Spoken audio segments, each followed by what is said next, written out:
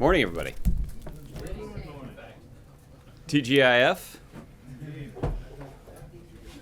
I do not have any announcements at the top, so we can go straight to your questions. Kathleen, you want to start? Great, thanks. I wanted to ask you about these requests that came into the Secretaries of State in Texas, Oklahoma, and Louisiana. Russian officials are wanting to observe elections and were rejected. I'm wondering if you have any thoughts on why that was, and if you see this as another attempt from Russia to meddle in the election. Well, I think it's unclear exactly what their intent is with regard to this specific request. The IC has reached, the intelligence community in the United States has reached a conclusion about what their intent is with regard to some of their nefarious activity in cyberspace, which is to influence the U.S. political process. There is a system in place where the State Department receives requests like the one that the Russians have put forward, and then they refer those requests to state officials, and state officials who are responsible for administering elections in their states can then determine the propriety of allowing those sorts of observers to participate. So we'll leave it to those state officials to render that judgment. There is a process that is organized by the OSCE, the Office of Security Cooperation in Europe, that does observe U.S. elections, and we have been able in the past to coordinate effectively with them. Russia has had an opportunity to send, essentially individuals to be members of those OSCE delegations to observe U.S. elections. Russia has declined to participate in that way. You'd have to ask them why they didn't take advantage of that opportunity if they were so interested in understanding more about the conduct of a free and fair election, a concept that may not be as familiar to those Russian officials. I think the State Department called this a PR stunt. That's what it was. I wouldn't quibble with that, but again, I think it is unclear exactly what the Russians were intending to do in this case. I think it's appropriate that people might be suspicious of their motives, or at least their motives might be different than what they have publicly stated, given the nefarious activities that they've engaged in cyberspace. And then I wanted to shift to the Supreme Court. I'm sure you saw that Senator Flake came out yesterday and said that he thinks it's time to start moving on the Merrick Garland nomination.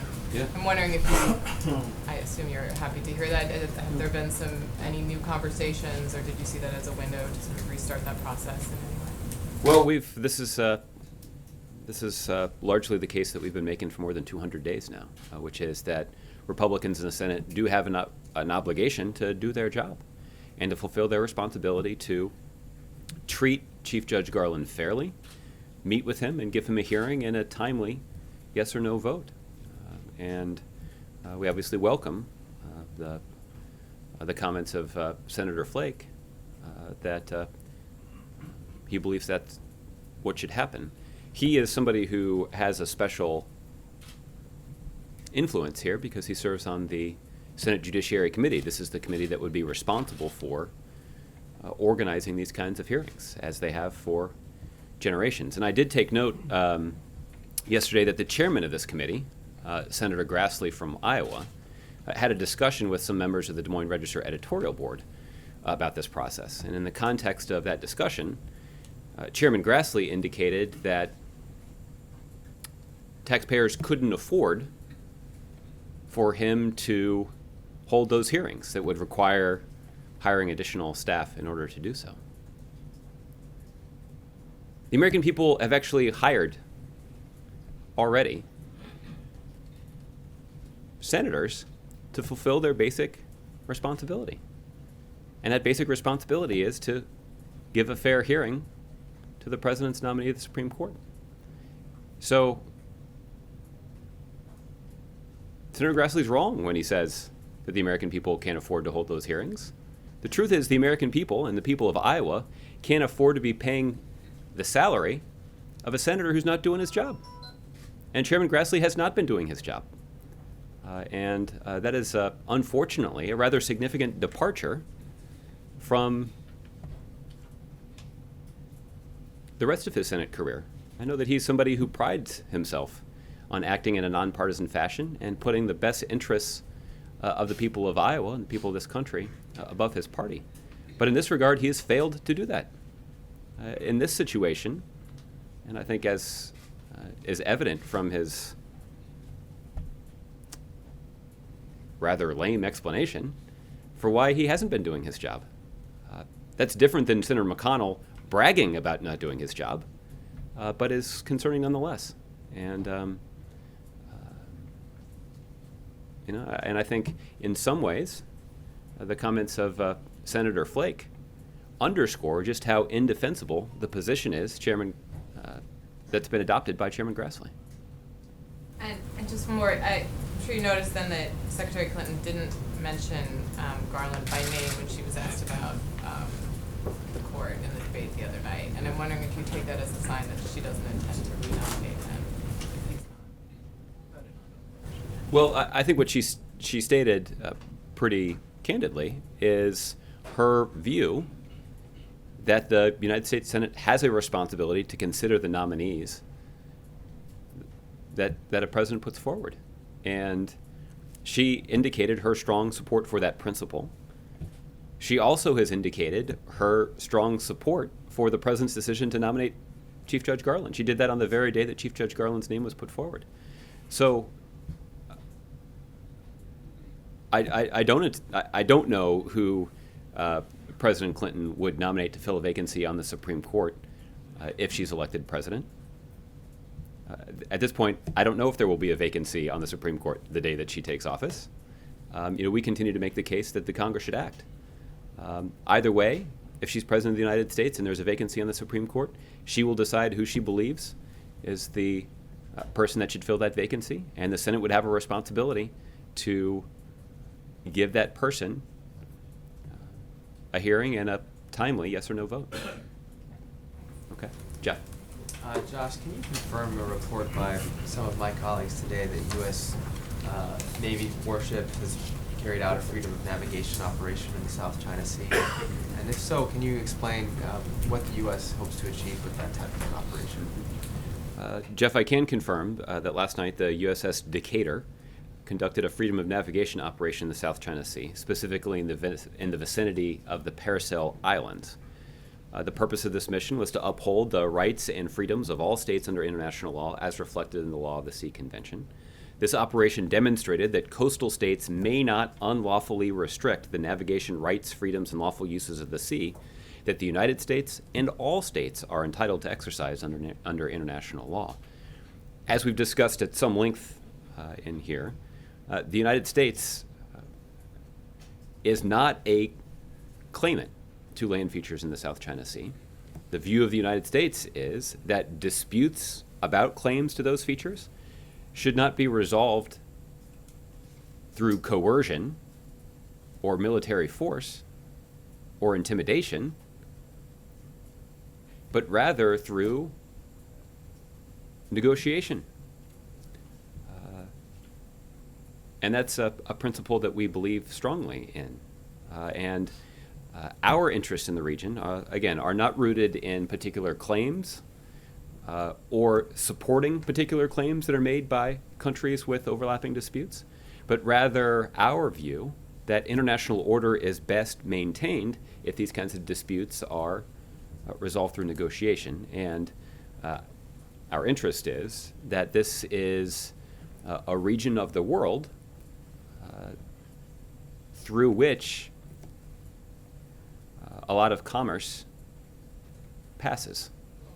And the disruption of some of these commercial shipping lanes could have a negative impact on the global economy and even a negative impact on the U.S. economy. So that's what our interest is, and that is an interest that we will look for opportunities to convey, and that essentially is the message that is sent by the operation that was carried out by the USS Decatur last night. Are you concerned at all that China will view this as a provocative act? They shouldn't. I guess you'd have to ask them for a response. They shouldn't, because this is a principle that reflects what we believe is the broad interest of the international community. We believe that it's in China's interest to ensure that international norms are not violated or international order is not disrupted in this region of the world. The United States, or China has a significant economic interest in this region of the world in the same way that the United States does as well. And the kind of, or the principle of freedom of navigation in international waters is one that we assert not just on behalf of the United States and the United States military, but one that we assert on behalf of states all around the world, including China. So you'll have to ask the Chinese for a response to this particular action, but we would not intend for this to be viewed as some sort of controversial or confrontational action on the part of the United States, but rather an illustration of our firm commitment to an important principle that serves the interests of countries around the world. Thank you. Michelle. We've heard some interesting statements from the president of the Philippines, Rodrigo Duterte, over the last couple of days. I mean, his office today is seeming like they want to walk some of it back and saying that he wasn't, fully saying that he wants to completely, I think you know what I'm saying. I do. I've dubbed that person the Filipino Mike Pence. But what do you make of the impact of his words? I mean, there's a point of, often we say, okay, let's look at actions, this is rhetoric, but is there a point now with Duterte that it's gone beyond rhetoric and that some of what he's saying is actually either damaging or dangerous to the relationship? Well, Michelle, we certainly have seen a lot of this kind of troubling rhetoric recently. The rhetoric is inexplicably at odds with the warm relationship that exists between the Filipino and American people and the important cooperation that's existed between the U.S. and the Philippines at a government and military level for decades. We haven't heard any specifics from the Filipino government about what precisely President Duterte means when he refers to a separation. But those comments are creating unnecessary uncertainty in our relationship.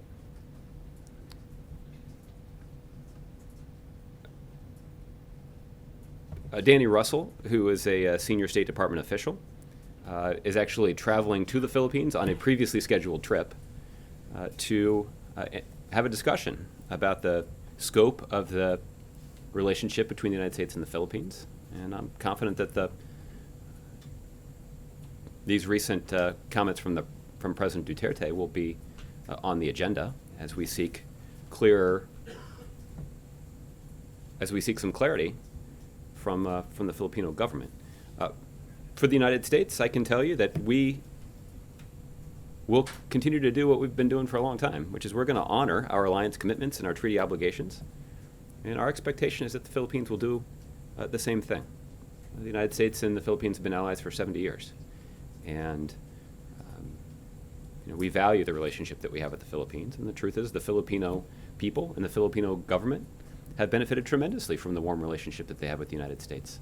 And you can evaluate that in terms of our security cooperation. You can evaluate that in terms of the deep economic ties between our two countries. And you can even evaluate that based on the deep cultural ties between our two countries, including a vibrant and active Filipino-American population that's concerned about the relationship or the uncertainty that's been added to the relationship between the United States and the Philippines. This is somebody, obviously, who's now known around the world for his rhetoric. That's probably why he was elected. So at this point, do you take those words seriously? I mean, does it reach a certain point where you do? Or do you generally just see this as more rhetoric that is designed to make a statement or get some rise out of the United States? Well, listen, when you're the leader of a nation that has a 7-decade-long alliance with the United States, that comes with it a set of important responsibilities, including understanding the consequences for your public statements. And we've seen too many troubling public statements from President Duterte over the last several months. And the frequency of that rhetoric has added an element of unnecessary certainty into our relationship that doesn't advance the interests of either country. And frankly, it is at odds with the warm relationship between the citizens of our two countries, and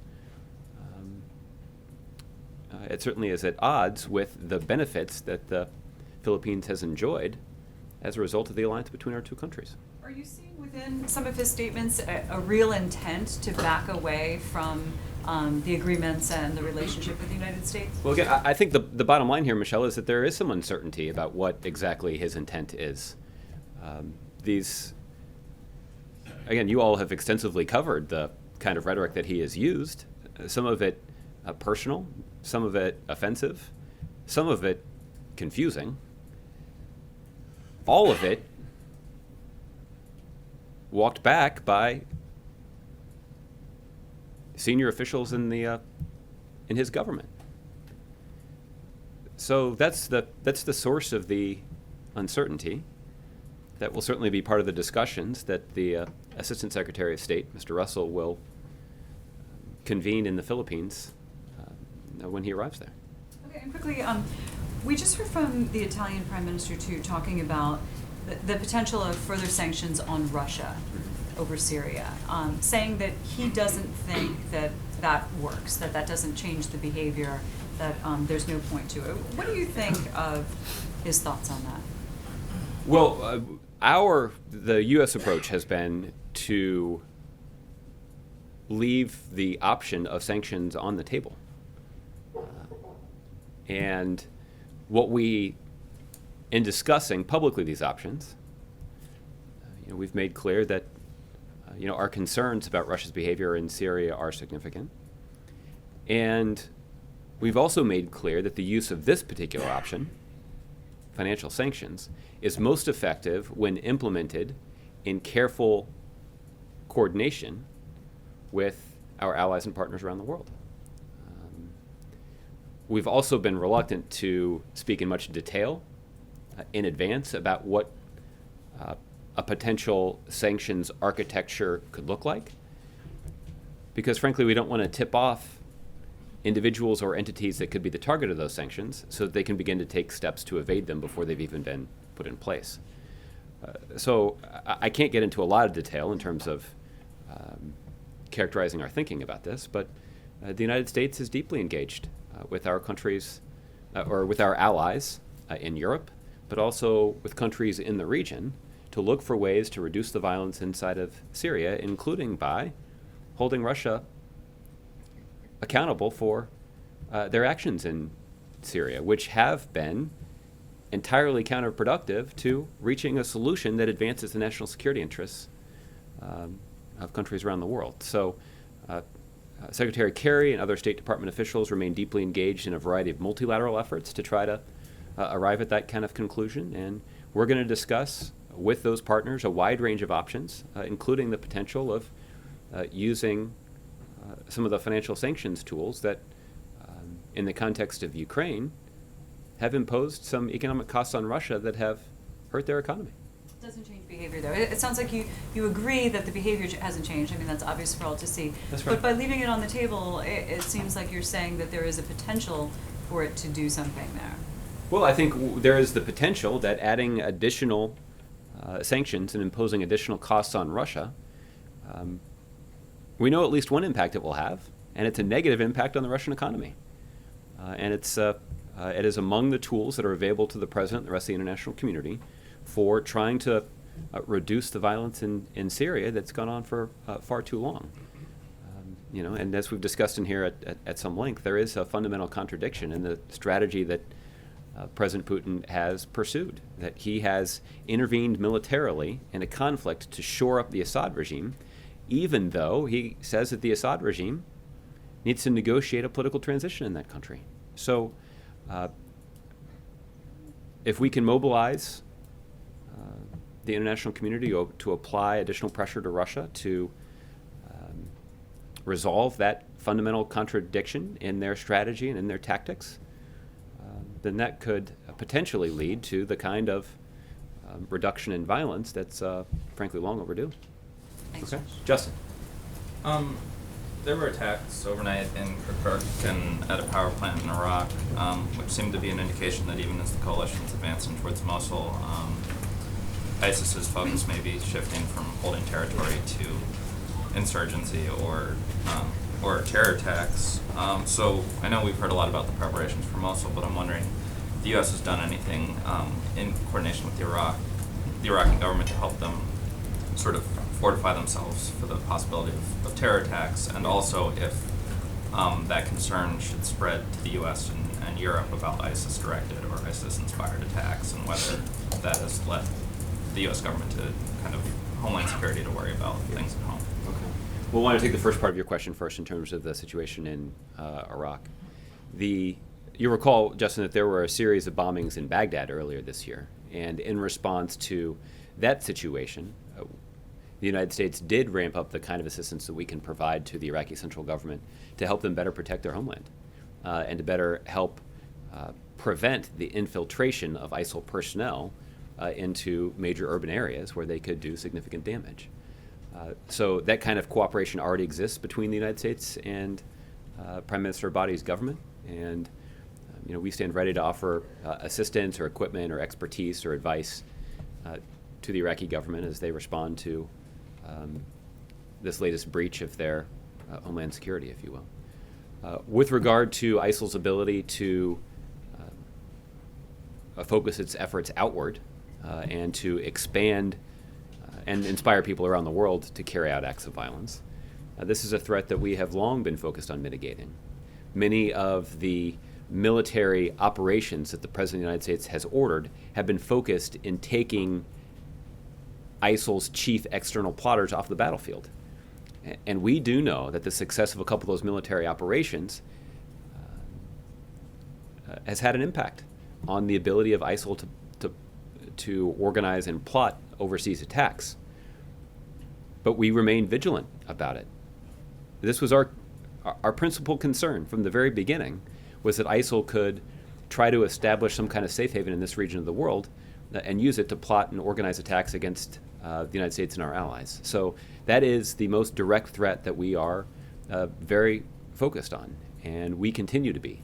We've made progress in minimizing that threat. We know that taking these external plotters off the battlefield makes it harder for them to plot and plan. We know that just applying pressure to ISIL's leadership in general makes it harder for them to plot and plan against the United States. If they're very focused on their own safety, it makes it harder for them to threaten the safety of other people around the world. Another key aspect of ISIL's propaganda efforts has been to try to send a message to people around the world that they're establishing a caliphate there, and that using the establishment of that caliphate added a lot of credibility to their argument and could aid their ability to inspire people to carry out acts of violence. So that's why we've been steadily focused on trying to undermine that message. And we've rolled back more than 50% of the territory that ISIL previously controlled in Iraq. We now have the Iraq capital of ISIL in the crosshairs. So that certainly has undermined their ability to deliver a potent propaganda message about the power and influence of ISIL. That is going to have a negative impact on their ability to inspire people around the world to carry out acts of violence in their name. But I guess the shortest answer to your question, Justin, is simply that the United States continues to be very focused on protecting the American people and our allies from the threat that emanates in Iraq and in Syria from ISIL. Ash Carter is visiting Turkey today. I'm wondering if he's going to be explicitly asking Erdogan to pull his troops back from the camp outside of Mosul and not participate in this offensive, and if so,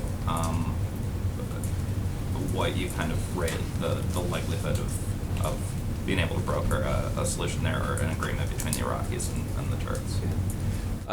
Justin, I'll let my colleagues at the Department of Defense read out the specifics of the meetings that Secretary Carter has with President Erdogan. The message that we have delivered publicly is the same one that we've delivered privately, which is that our counter-ISIL coalition is operating in Iraq at the request of the Iraqi central government to support Iraqi security forces who are fighting for their own country. And that is a principle that we have insisted on from the very beginning of our counter-ISIL efforts. And Turkey has had a military presence in Iraq because of a concern that they have about some extremist Kurdish elements in Iraq. But we have made clear that any effort or any operation that's undertaken in support of the counter-ISIL operation is one that must be coordinated with and in support of orders given by the Iraqi central government. And thus far, with regard to that Turkish presence outside of Mosul, we have not seen movements that have raised concerns about the Turks violating that principle. But obviously this is a situation that we'll continue to monitor, and Secretary Carter and others will continue to stay in close touch with their Turkish counterparts to remind them of, frankly, how strongly we feel about that principle.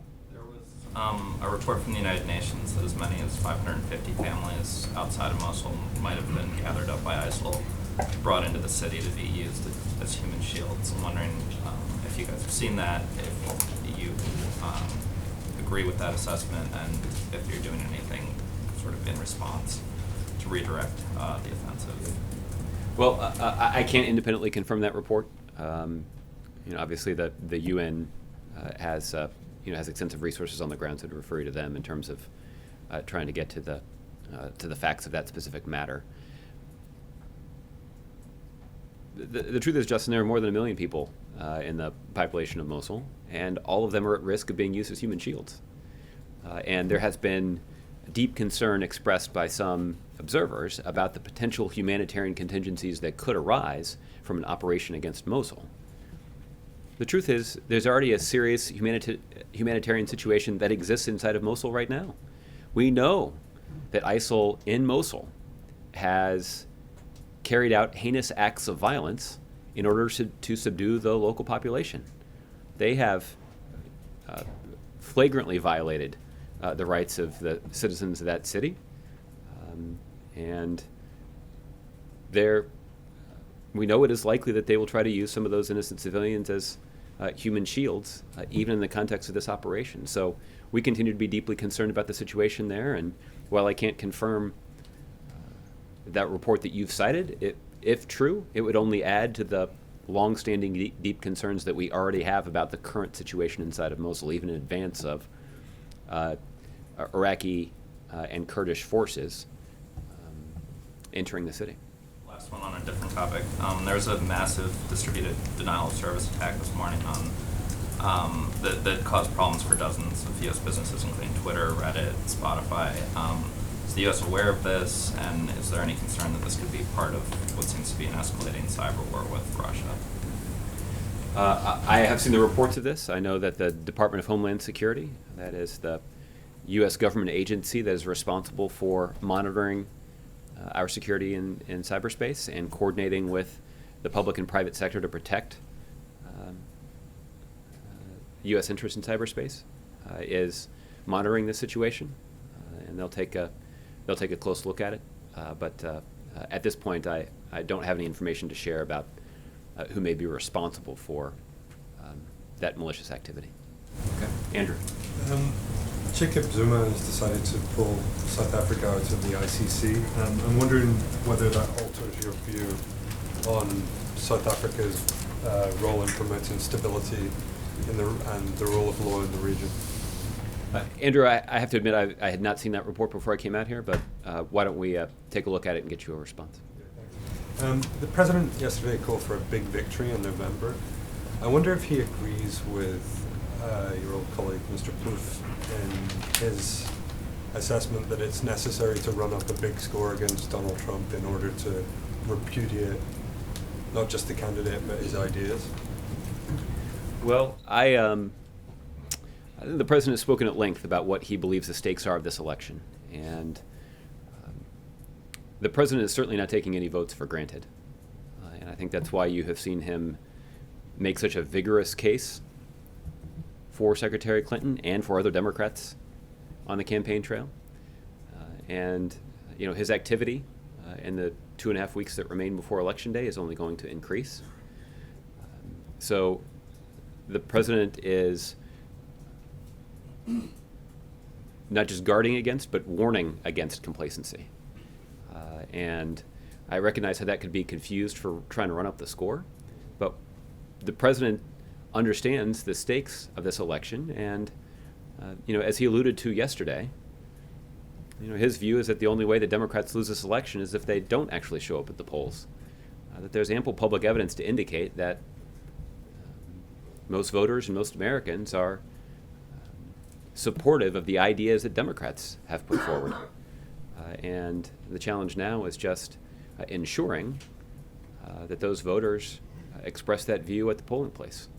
And the president will be making that case in the days ahead. If that includes a clear, unambiguous, unmistakable repudiation of the divisive rhetoric and cynical tactics that are used by Republicans, that would be a welcome outcome as well. I take your point. In the broader sense, though, do you think the margin of victory in the general election is important? Well, again, the president has expressed his deep concerns about the divisive rhetoric and the cynical tactics that have been deployed by Republicans. His concern is that that rhetoric and those tactics are inconsistent with American values and inconsistent with the kinds of democratic traditions that previous generations of Americans fought and died for. And so the president is cognizant of the stakes in this election and believes that people should not be complacent, and that a strong outcome in terms of repudiating the rhetoric and pessimistic vision that's put forward by the other side would be a good outcome. It's not going to end the debate, because ultimately there is going to have to be a decision made by Republicans, not just those that are on the ballot, but those that are in Congress, to decide if they're prepared to actually focus on some kind of governing agenda again. That, for the last several years, we've seen Republicans focus all their efforts on colorfully opposing any progress that President Obama advocates. So much so that they end up opposing the kinds of policies that they'd previously backed, just because President Obama is the one that's putting them on the table. So, and that has led Republicans to a situation where even Republicans are wondering what Republicans in Congress stand for. And I think that's why you see such intense dissatisfaction for Republican leadership in Congress, not just across the American electorate, but even among voting Republicans. So this election is important because of the people who will take office as a result of this election. But it's also important to recognize that this debate and this question about the health and vitality and functionality of our system of government is going to extend beyond Election Day. And it's going to include some pretty significant soul searching on the part of Republicans. And this is not just a view that you've heard the president express. This is a view that leading Republicans in Washington, D.C. have expressed. This is part of what Senator Flake, I think, is referring to in expressing his concern about the way that the Senate has treated Chief Judge Garland for the last 200 days or so. He is somebody that some Republicans have described as a consensus nominee. Some of those same Republicans are refusing to even hold a hearing to consider his nomination. That is, I think that is Exhibit A in illustrating how Republicans have abandoned any sort of principle, any sort of notion of advancing a common sense, governing ideology so that they can prioritize throwing sand in the gears of government. And when it comes to midterm elections, that has allowed them to make some political gains. It's proved to be an effective political tactic, but it has not proved to be an effective strategy for running the country or enhancing the confidence of the American people that Republicans have a clue as to what they should do about the future of the country. So that's a longer answer, I think, than I intended to give when I started giving it, but I think it's an illustration of how the question that you're asking is relevant not just for the next 18 days, but for certainly these are the kinds of questions that Democrats and Republicans are going to have to answer on into the next administration. So, sorry, just a very quick one. Duterte was just speaking in his hometown, and he said he won't sever ties with the U.S. Does that clear things up? Well, I think I think that we will, based on his extensive, colorful previous comments, there is greater clarity that we would like to get about the intent of President Duterte and his government.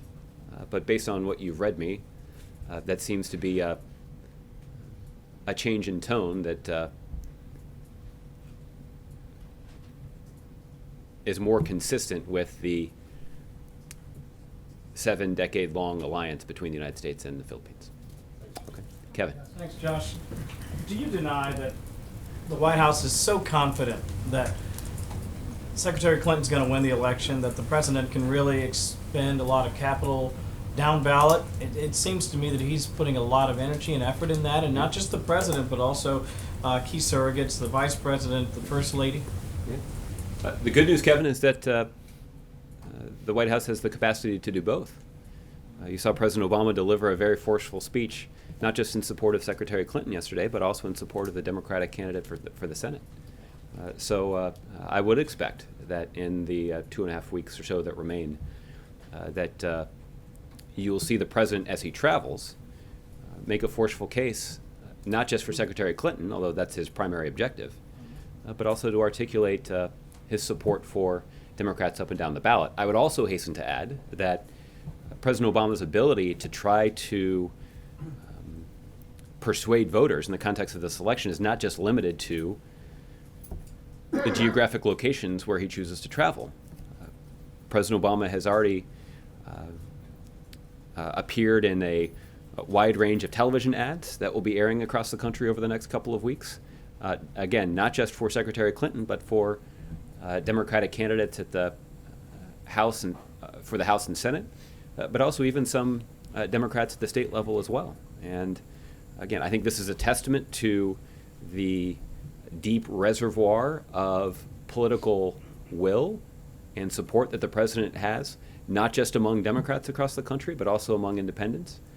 And the president's prepared to use that capital to benefit Democrats in this election because those Democrats share his values, and those Democrats are committed to building on the kind of progress that we've made over the last 8 years. It doesn't mean we agree with that President Obama agrees with every Democrat on every issue, but it does mean he has confidence that Democratic candidates are the ones who are committed to pursuing the kind of economic strategy that benefits the middle class and that will benefit the U.S. economy over the long term, and a national security strategy that will effectively advance our interests around the world. Let me ask you about that strategy, because on the one hand, it seems like the president sort of pretty pointedly talks to the GOP base and says things like, well, how can you support a guy who did X, Y, and Z, but then at the same time, the woman who would hope to be his successor seems to be courting that very same base, saying, hey, listen, GOP voters out there, you should vote for me. Why the disconnect?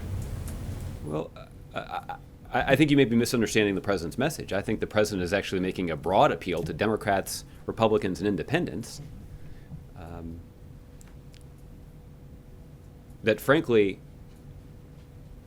they should be asking tough questions of Republican candidates for office who continue to support the Republican presidential nominee. Based on all of the controversial rhetoric, based on all of his comments that indicate an abject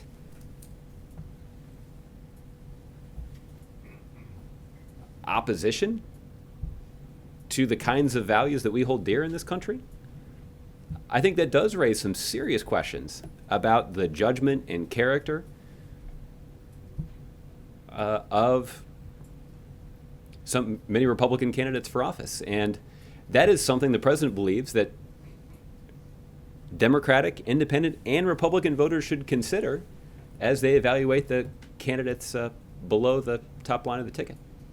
Let me ask you about the latest round of leaks, and I know that you've been loath to sort of comment on them specifically because some of the veracity of what has been leaked has been in question, but still, it seems to be sort of a cascade of more inside information that seems to buffet the argument that Bernie Sanders and others weren't treated equally by the Democratic Party. How do you reach out then to the voters who backed him so strongly and make the case to them that they should back Secretary Clinton when it seems to me, and certainly seems to a lot of them, that the books were cooked, if you will, throughout that process? Well, I think each voter is going to have to make up their own mind.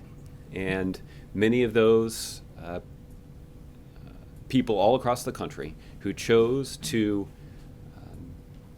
be active in support of Senator Sanders' campaign for president did so because they were animated by a core set of values and priorities and an idea of where they would like to see the country go. They were supportive of a candidate who was looking for a more just America and a government that was looking out for the interests of middle-class families and college students who are borrowing significant sums of money to try to prepare themselves for a 21st century global economy. They got involved in his campaign because they want to make sure that the next president is somebody who actually acknowledges the reality of climate change and is committed to doing it. They supported his campaign because they want somebody who's going to responsibly try to advance the interests of the United States in the international community. And our expectation is that they will continue to be motivated by those values and that vision and use it to determine who they should support in the upcoming election. And that certainly is what Senator Sanders himself has urged them to do. And if they take his advice, I think basically all of them are going to be supportive of Democrats in the next election. Is there any concern that that won't be the case? Well, we're certainly not going to take anything for granted. And I think that you've heard the president make rather direct appeals to people who'd previously supported Senator Sanders' campaign and talk to them about the stakes in this election and the same kinds of values and priorities that prompted them to be engaged in support of Senator Sanders are the kinds of values and priorities that should lead them to support Democrats up and down the ballot in this election. Lastly, I want to ask you about something that we've talked about just a bit, and that's the Clinton Foundation. Is it the administration's perspective that the Clinton Foundation and sort of the relationships that Secretary Clinton had with leaders and others from different countries around the globe who were then later found to have donated to the Clinton Foundation, is that consistent with the messaging that this administration wanted by way of its Secretary of State? Well, listen, I don't think this is about messaging. This is about making sure that you have a Secretary of State that is putting the interests of the United States of America first when she's engaged in her professional responsibilities and representing the interests of the United States at a very high level. Wouldn't you admit? I don't think there's any evidence that Secretary Clinton did anything that was contrary to the interests of the United States. In fact, we saw that she acted and conducted herself very effectively to advance our interests around the world, and the President's proud of her service as Secretary of State. Jordan. Thanks, Josh. I want to follow up on something Kevin asked about. The speech yesterday, I mean, it seemed less of a speech in support of Patrick Murphy than a takedown of Marco Rubio. I mean, it almost sounded like that Marco Rubio spit in the president's coffee or something. He seemed really going hard at him. And beyond what you said about Senator Rubio continuing to support Donald Trump and everything the president mentioned, I mean, is there some kind of personal history there? I mean, why did the president go after Senator Rubio so hard when we really haven't seen him go that hard over on other specific Republican senators the way he did yesterday? Well, look, I think the president made a very vigorous case in support of Democrats, and yes, he raised sharp questions about the judgment of Senator Rubio and others who continue to pursue a strategy that prioritizes obstruction and opposition over everything else. there's a great example, which is Senator Rubio at one point playing a constructive role in trying to broker a bipartisan compromise for immigration reform. He did so, Senator Rubio did so, because he recognized that that would benefit the country, and because it's consistent with our values, and because it reflects his own personal story. But he turned his back on all of that when the politics got tough. The president believes, as he said yesterday, that that says something about his character. It says something about his priorities that he pursues when he's in elective office. And it sounds like, and it appears from that episode, that those priorities are much more centered on his political ambition, his desire to be loyal to his party, his desire to raise money from Republican donors, and not the best interest of the U.S. economy or securing the border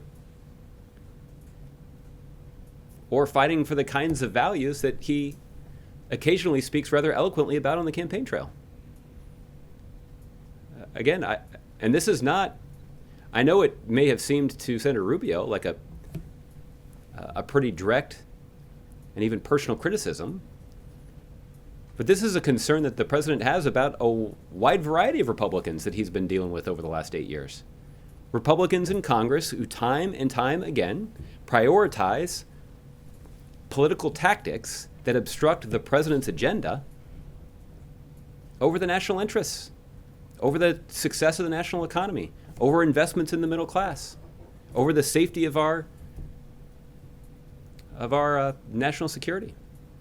That's unfortunate, and it is an indication of the state of the Republican Party, and it's how you end up in a situation where a bunch of Republican voters nominate somebody who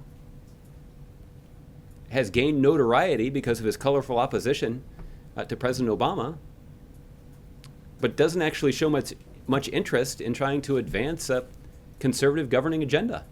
That's how Republicans have ended up where they are, and that's the kind of soul-searching that they're going to have to engage in after the election to figure out how they're going to get back on track.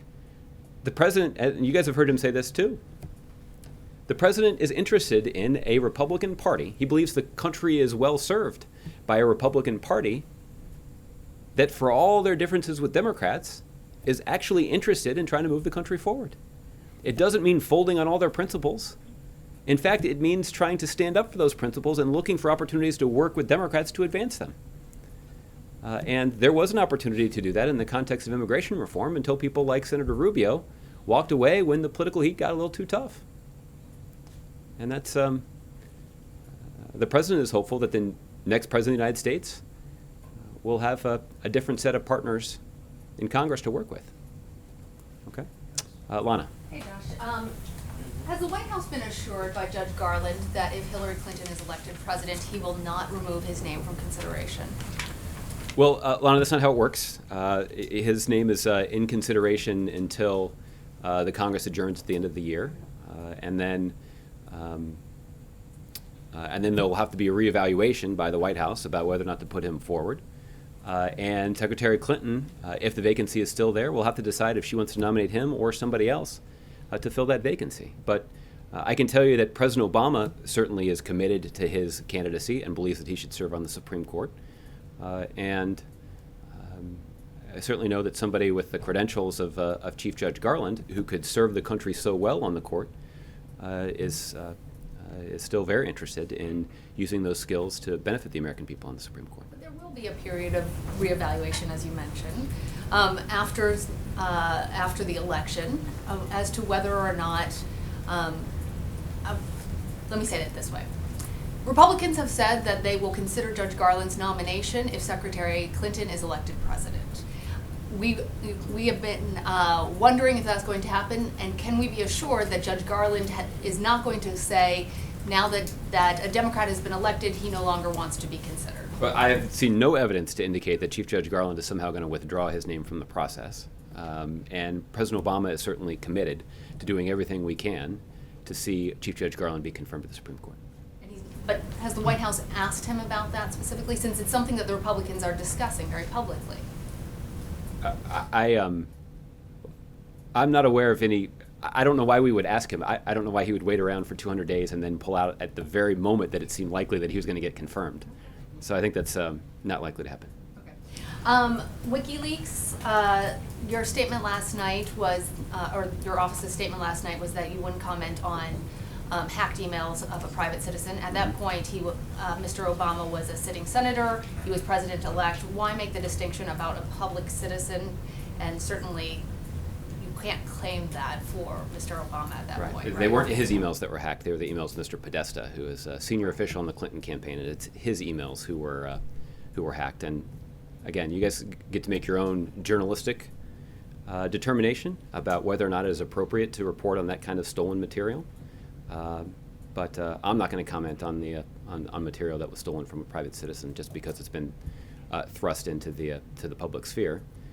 In part because there has been a determination that's been made by the intelligence community that the kinds of tactics that were used to plunder Mr. Podesta's emails are the same tactics that we know the Russians have used in other settings to get access to material and make it public in an effort to undermine our political system. So I guess I have lots of good reasons, lots of principled reasons for not commenting on it.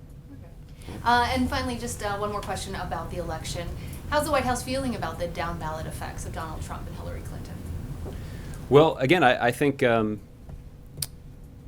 I'll let you guys play the sort of political analysts, and I think that there's lots of spinning going on by both sides. I haven't heard a lot of people spinning that the Republican nominee is helping Republicans down the ballot, but maybe there are some people out there who can make that case, and it's a free country, so they're welcome to do so. What the president is focused on is making sure that Americans understand the stakes of this election, and it matters deeply who succeeds President Obama in the Oval Office, but it's also pretty important who will represent communities across the country in the United States Senate, who's going to represent communities across the country in state legislatures.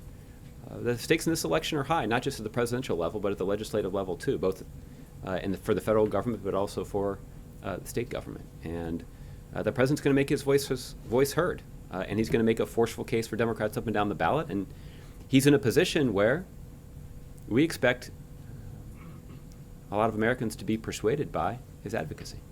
Any other candidates that the president will really be pushing for in these final days? Yes, many. Stay tuned. Okay, Chip. Hey, Josh, of course, the First Lady is out on the campaign trail, too. They've both been making a lot of noise lately.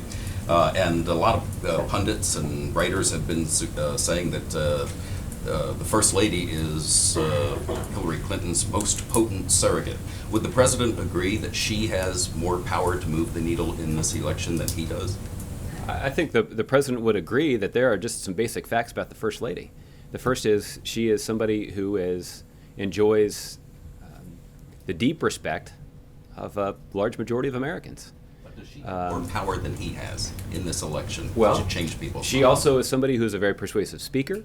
She is somebody who has been able to make a forceful personal case about why she's involved in this election. And yes, I think the president would admit that his wife is an enormously influential and powerful surrogate in support of Secretary Clinton. And yeah, I think he would, for all the reasons that I just cited, based on the strong support and deep respect that people across the country have for her, based on the compelling personal argument that she's been making in support of Secretary Clinton. And she's also quite talented in her own right when it comes to delivering a speech.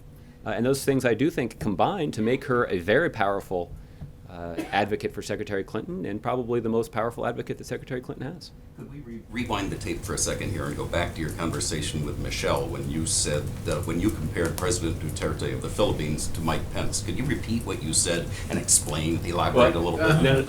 What I was, so I'm glad you asked because Michelle was actually making reference to the significant number of senior Filipino officials who have tried to walk back certain things that President Duterte has said. In some cases, they've gone to the extraordinary length of denying that he's even said them when the videotape would suggest otherwise. And I think many of you have observed that Governor Pence found himself in a similar position a couple of weeks ago. All right, Ron. Just back to Mosul, do you have anything more on the American service member who was killed in that operation? Well, Ron, let me start by saying that the Department of Defense did announce yesterday that an American had been killed in support of, while he was supporting a Peshmerga operation in Iraq. And the thoughts and prayers of everybody at the White House are with the family of that U.S. service member who was killed in action yesterday. As you've heard me say on a number of occasions, those American service members who are serving our country in Iraq are doing very dangerous work, and they are putting their lives on the line to protect our national security. There is a clear threat that emanates from ISIL, and they are operating in a dangerous part of the world to try to mitigate that threat. Now, the role that they are playing is to offer their advice and assistance to Iraqi security forces and Kurdish forces that are taking the fight to ISIL on the ground in their own country. That means that they don't have a combat role, but the work that they're doing is very dangerous. And they're equipped for combat because in some cases they find themselves in situations where they need to use force to defend themselves. And so, On the front lines?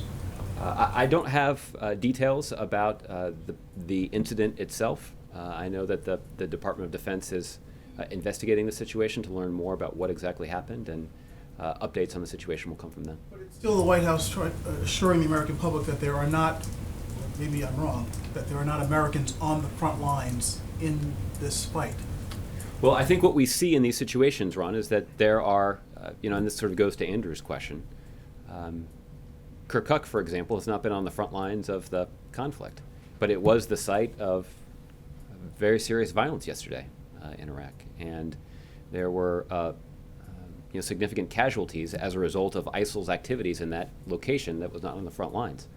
So I can't speak to exactly where this service member was, but based on the fact that they were serving our country in Iraq, acting in support of the Peshmerga advance on Mosul, is an indication that they were in a very dangerous situation, and they were in that dangerous situation because they're trying to protect the United States of America. And we owe that service member and their family a deep, deep debt of gratitude. Is the president willing to do to win this battle, this offensive?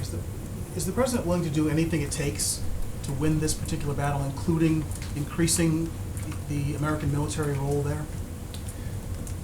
Ron, the president has made the case that the success of this operation over the long term depends on a couple of things. The first is the ability of Iraqi security forces and Peshmerga forces to effectively coordinate in this effort. And that's what we have seen. They have already undertaken some very logistically challenging operations as they begin their advance toward Mosul. And we certainly would compliment them on their ability to coordinate their efforts. But ultimately, Ron, in order for us to see the kind of sustained success in resolving the security situation inside of Mosul, we know that it has to be Iraqis fighting for their own country, and they have to be operating under the command and control of the Iraqi central government. And there's an important role the United States military can play to advance their efforts on the battlefield. We can carry out military airstrikes in support of their operations. We can provide them equipment and expertise that can be used on the battlefield to make them more successful against ISIL targets. But ultimately, they have to be the ones on the front lines fighting for their own country, because they also need to be the ones who are responsible for rebuilding that community once ISIL has been dislodged. So it's some 5,000 troops. That's the top. That's the cap. That's the number that the American public can expect in Iraq during for how long? Well, certainly for as long as President Obama is Commander-in-Chief, the role that will be given to our men and women, our service members who are serving in Iraq, will be to, in some cases, provide training to Iraqi security forces, in other cases, to provide advice and assistance to Iraqi security forces that are taking responsibility for the security situation in their own country. We do maintain special operations forces that do have a unique counterterrorism capability, that in some cases they may be called on to undertake raids, to go after high-value targets, or to go after caches of information that could have significant intelligence value. There are obviously U.S. military fighter pilots who are carrying out operations dropping bombs on ISIL targets. All of that work is very dangerous, and all of that work is a testament to the bravery and skill of the American military, but it is also a testament to the strategy that President Obama believes is critical to our long-term success, which is that we need to build the capacity of security forces to fulfill the responsibility of fighting for their own country. Just one on Aleppo. There's talk of another humanitarian pause, and I can anticipate your skepticism about that. The debate the other night, Secretary Clinton again said that she supports the idea of safe havens in that area. In terms of the transition that's going on, the talks that are going on, is there ever any discussion between Secretary Clinton's people and the White House at that level about her views about something like that, a safe haven in Syria versus the current White House position of no safe haven? Is that I know you're talking about a lot of things, but is there ever that kind of level discussion about those kinds of matters? No, there's not. The fact is the President and his national security team are working to formulate the kind of strategy that advances our interests against ISIL in Iraq and in Syria. And if Secretary Clinton is elected to be the next President of the United States, then she'll have an opportunity to participate in a transition process in which there will be extensive conversations about what our strategy has been.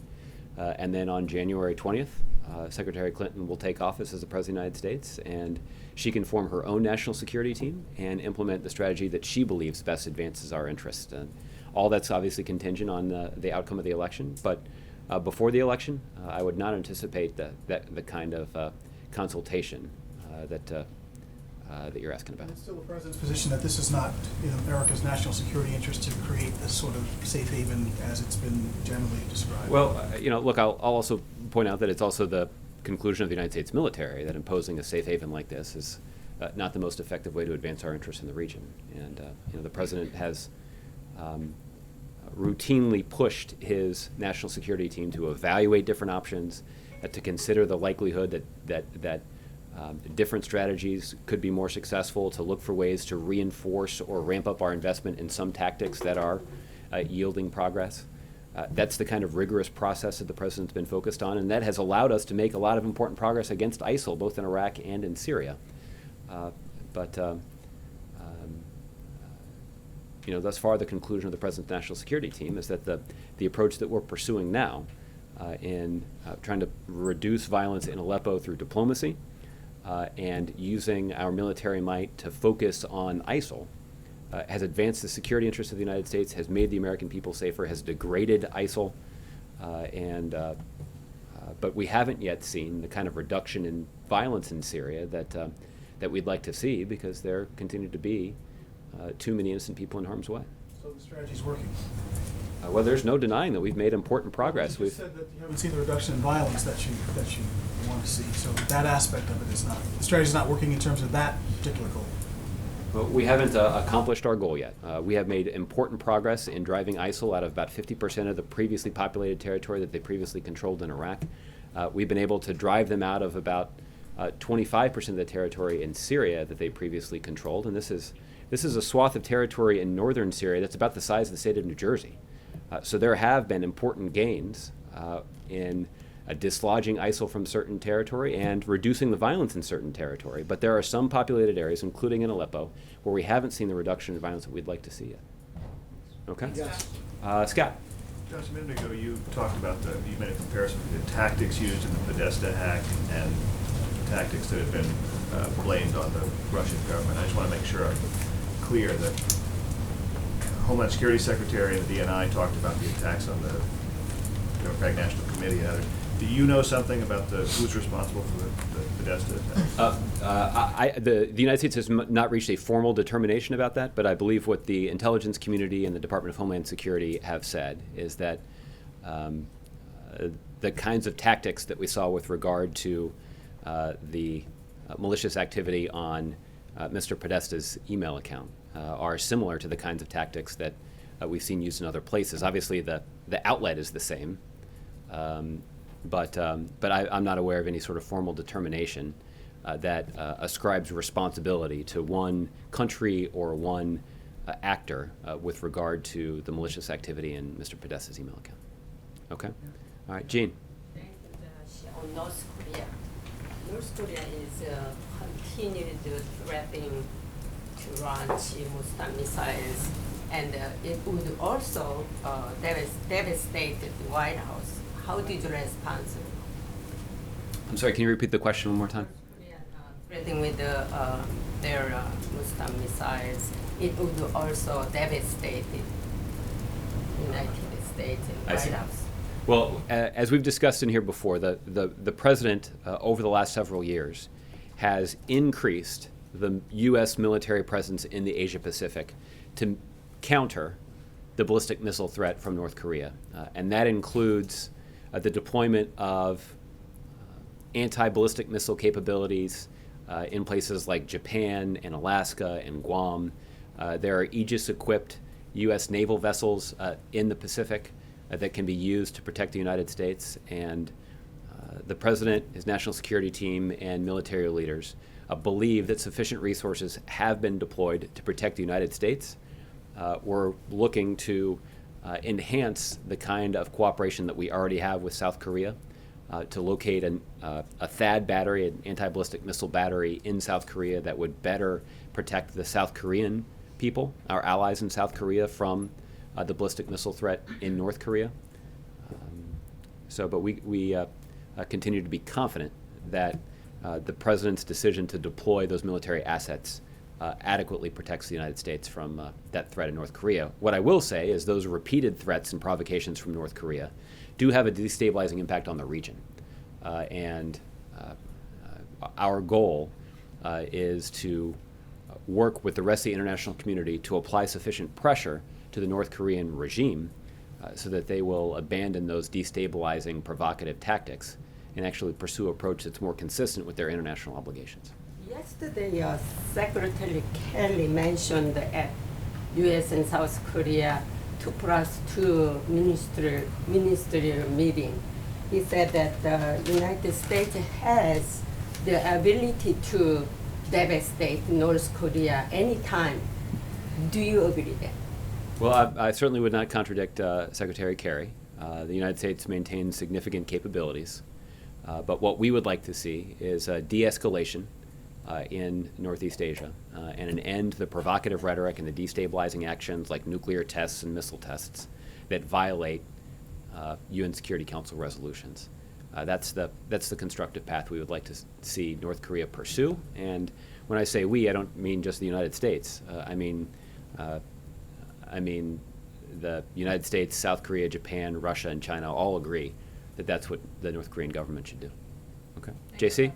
I'd like to follow up on my colleague Chip's line of thought regarding an individual who was in the middle of all this divisiveness, as you call it, and rhetoric, has come out very favorably and very powerfully, and that's the First Lady. Her various speeches, her surrogate for opportunities for Secretary Clinton. Would she ever consider coming back into this White House on a future date, not as the First Lady, but perhaps as the President? No. That's it. That's it. Thank you. All right. Pam, I'll give you the last one.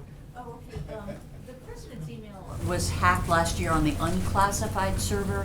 Is there any concern that any of those emails could find their way onto WikiLeaks? And was the perpetrator ever identified there? And if so, is that the kind of a thing that would provoke a proportionate response from the U.S.?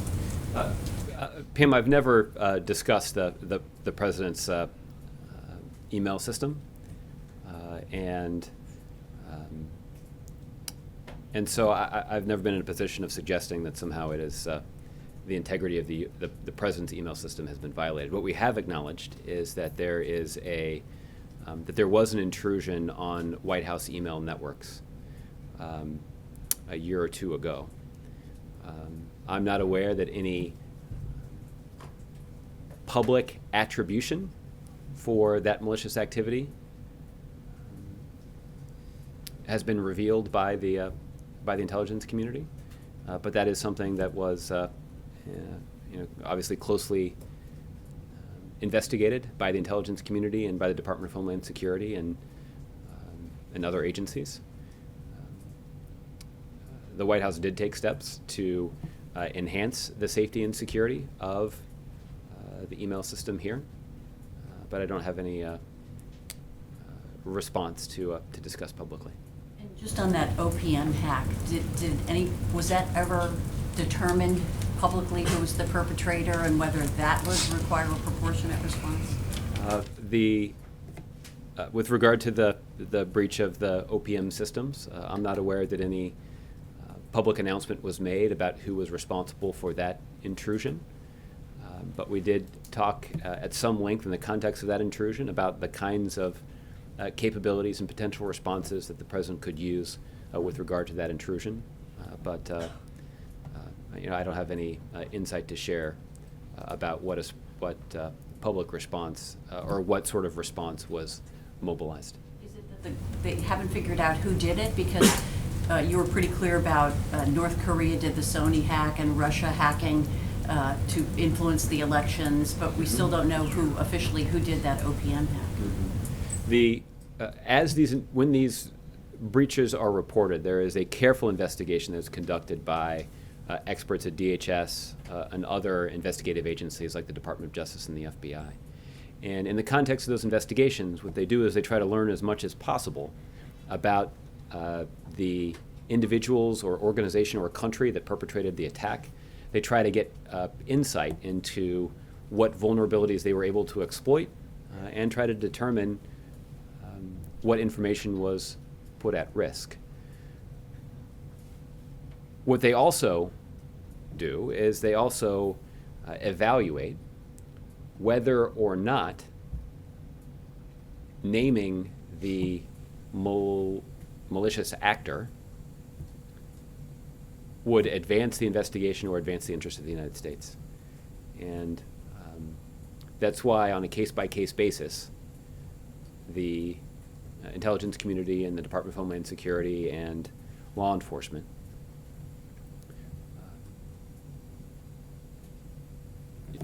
carefully evaluate whether or not naming a country or a criminal organization would be helpful. For what decision they've reached or why they've reached that decision, I'd refer you to those investigative agencies. But what the president has tried to do is to prioritize the resources that are used by the United States government to protect the American people and to protect our interests in cyberspace. And there's a lot of work to be done because the United States is in a position where we're quite vulnerable. So much of the work that we do on a daily basis, not just in government, but also in the private sector and in the lives of our daily citizens, it involves connectivity to the internet, and that includes risks. And so that's why the United States government has been working aggressively, and it's why, frankly, we retain better defensive and offensive capabilities than any other country in the world. We need them, given how much our country and our economy and our national security relies on the internet and our ability to use the internet in the context of our daily lives. Anything on the mass outing today online?